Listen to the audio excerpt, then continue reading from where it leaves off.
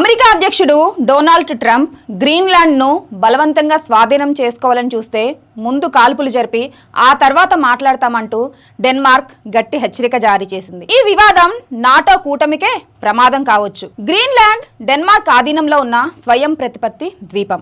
Arctic ప్రాంతంలో వ్యూహాత్మకంగా ముఖ్యమైన ఈ ద్వీపాన్ని జాతీయ భద్రత కోసం అమెరికా నియంత్రణలోనికి తీసుకోవాలని ట్రంప్ పట్టుబట్టారు. కొనాలనో బలవంతంగా తీసుకోవాలనో ఆయన సూచనలు డెన్మార్క్ ని ఆగ్రహానికి గురిచేశాయి. డెన్మార్క్ రక్షణ మంత్రిత్వ శాఖ స్పష్టం చేసింది, గ్రీన్లాండ్ పై దాడి జరిగితే సైనికులు ఉన్నతాధికారుల ఆదేశాలు ఎదురు చూడకుండా వెంటనే కాల్పులు జరపాలి. ఈ షూట్ ఫస్ట్ నియమం 1940లో నాజీ జర్మనీ దాడి సమయంలోనే అమలులోకి వచ్చింది.